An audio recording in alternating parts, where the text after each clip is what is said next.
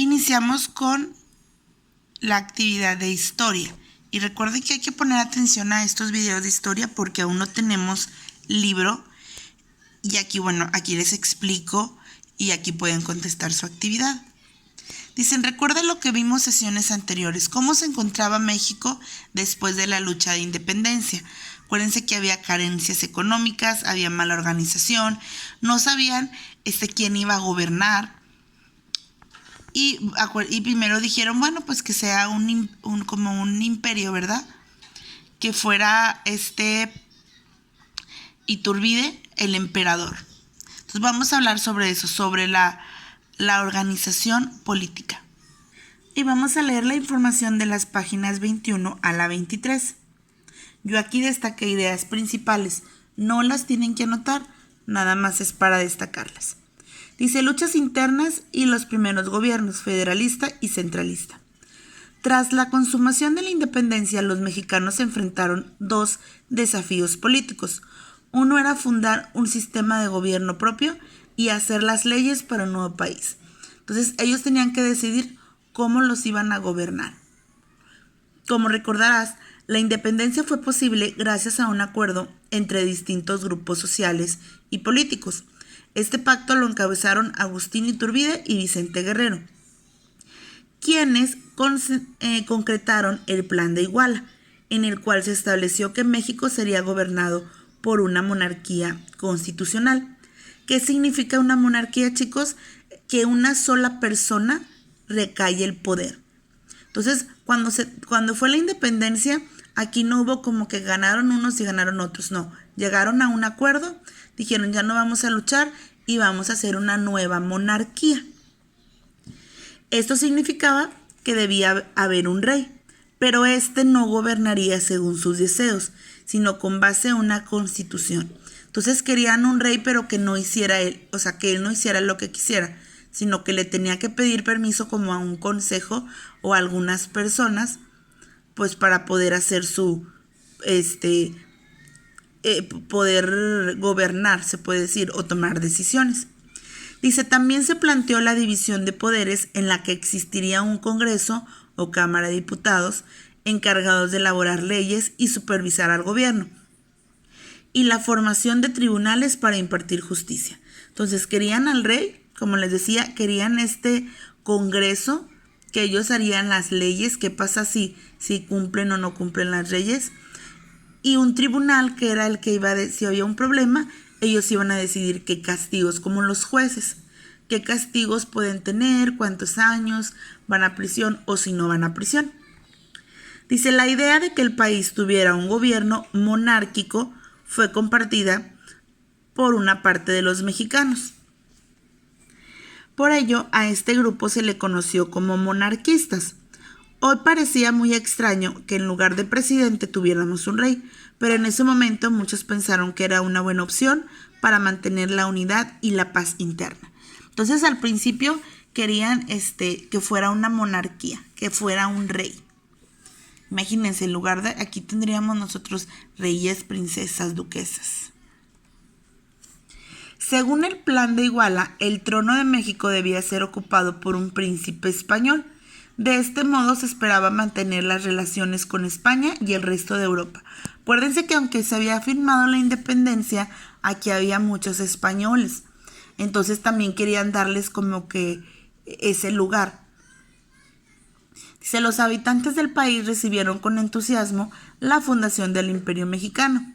Las provincias eligieron diputados, quienes se reunieron para redactar la Constitución, y las provincias de Centroamérica se unieron al imperio.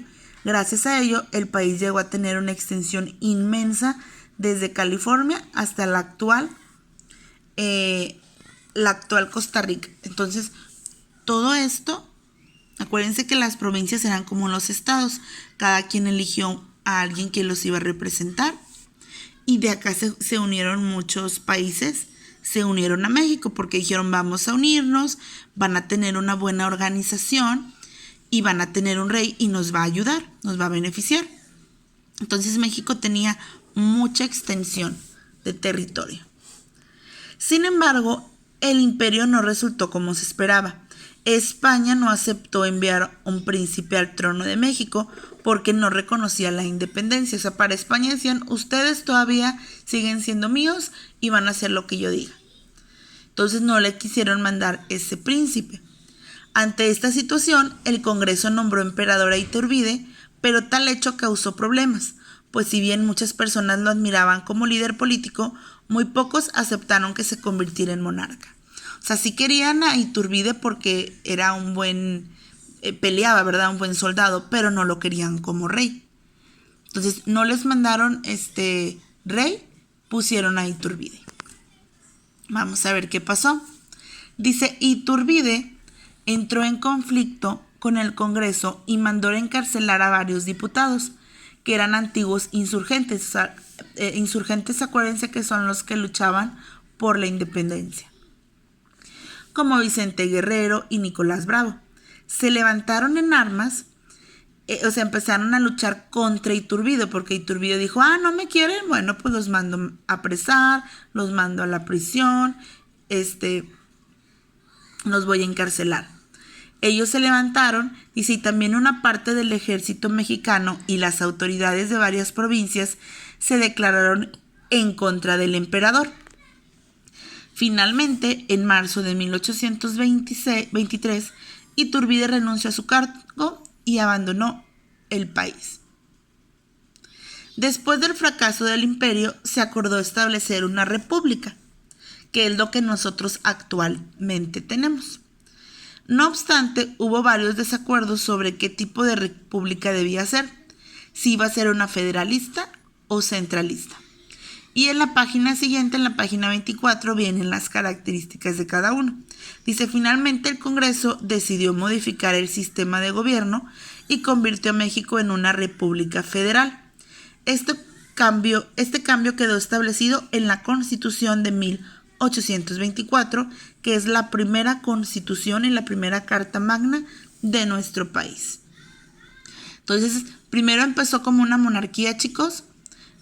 No quisieron de rey a Iturbide, entonces escogieron la república. Pero unos años fue federalista, república federal, y otra república central. Ahorita vamos a ver las diferencias. Y bueno, al final se quedó como república federal. Aquí tenemos en este cuadrito características. Aquí dice que la República Federal fue de 1824 a 1835.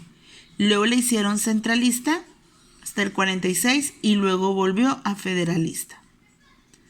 ¿Cuál era la diferencia? Bueno, en esta eran 3 poderes, ejecutivo, legislativo y judicial, como actualmente lo es.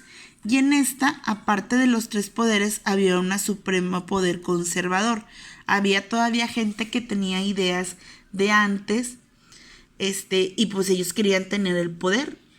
Esas ideas todavía que si de esclavos, que si los españoles valían más, cosas como su nombre lo dice, conservadoras. Querían conservar cosas de antes. En la federalista había estados libres y soberanos, 19 estados y 5 territorios y el Distrito Federal. ¿Qué quiere decir soberanos? Que cada estado tenía su propio, aquí como actualmente, su propio gobernador y tenía una ley interna, leyes internas. Y en la centralista eran departamentos con gobernantes elegidos por el presidente. Y acá acuérdense que ahorita los elegimos nosotros y aquí los elegía el presidente. Una cámara de diputados y senadores, que son los que hacen las leyes, y acá era una junta o asamblea con poderes limitados para legislar. Actualmente, cada cámara tiene su propio poder, puede elegir, y antes pues no, o sea, tenían un poder limitado en los centralistas.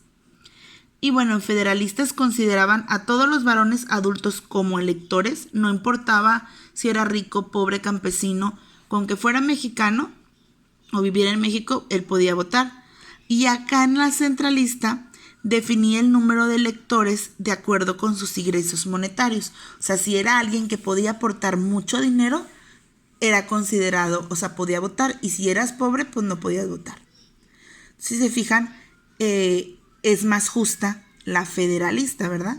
Que es la que actualmente tenemos. Y para terminar con nuestra actividad, van a contestar este ejercicio. Dice, acuerdos entre distintos grupos sociales. O sea, ¿cómo se llamó el acuerdo con el que se acabó la lucha de la independencia? Era un plan, acuérdense. Dice, personaje que encabezó el pacto que se concretó en el plan de Iguala.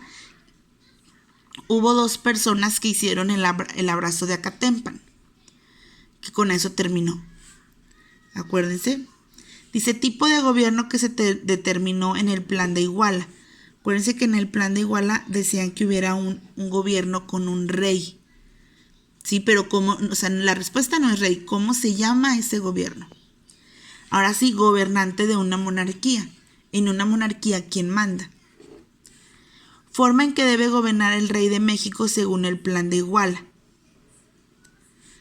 ¿Cómo? O sea, ¿el rey podía hacer su voluntad o qué tenía que hacer el rey? Institución gubernamental encargada de elaborar las leyes según el plan de Iguala. ¿Cómo se iba a llamar esa institución? Y la última, institución que impartiría justicia según el plan de Iguala. Entonces, estas las van a encontrar en la primera página, o sea, en lo que acabamos de leer. Aquí hay algunas y aquí hay otras. Y con esto terminamos nuestra clase del día de hoy.